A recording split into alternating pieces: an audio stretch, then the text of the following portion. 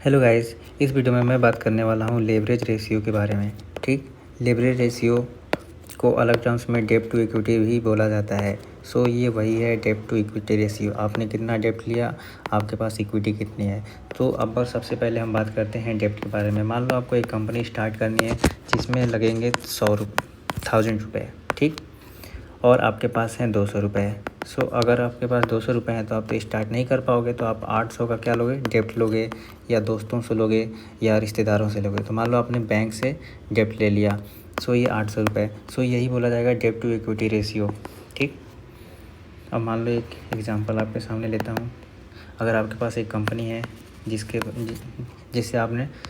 जिसको बनाने के लिए आपने डेब्ट लिया, तो दो टाइप का डेब्ट होता है। एक होता है लॉन्ग टर्म और एक होता है शॉर्ट टर्म।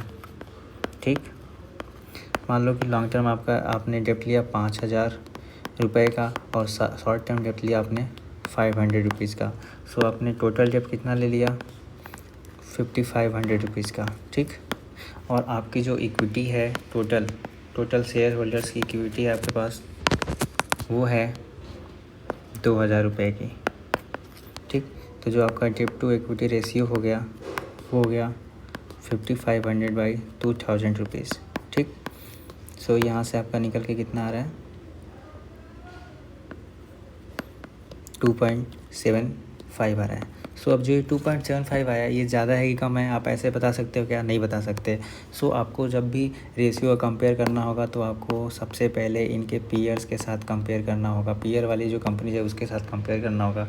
अगर आप यूटिलिटी वाली कंपनी देखो, या एनर्जी सेक्टर वाली कंपनी देखो, कोल वाली कंपनी देखो, माइंस वाली कंपनीज देखें, ये जो होती हैं इसमें कैपिटल इंटेंसिव कैपिटल बहुत ज़्यादा लगता है। और अगर आपने सर्विसेज वाली कंपनी देख ली या सॉफ्टवेयर वाली कंपनी देखें, तो इस वाले में जो होता है उतना ज़्यादा डेब्ट की आवश्यकता नहीं होती। सो आप जब भी कंपेयर कर रहे हैं अपने पीयर्स की कंपनी में देखें, तो वहाँ से आपको समझ में आएगा, आइडिया लगेगा।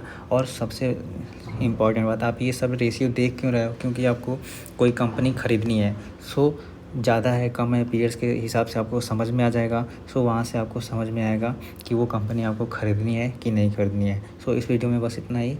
और भी ऐसी वीडियो देखने के लिए सब्सक्राइब करें। Thank you.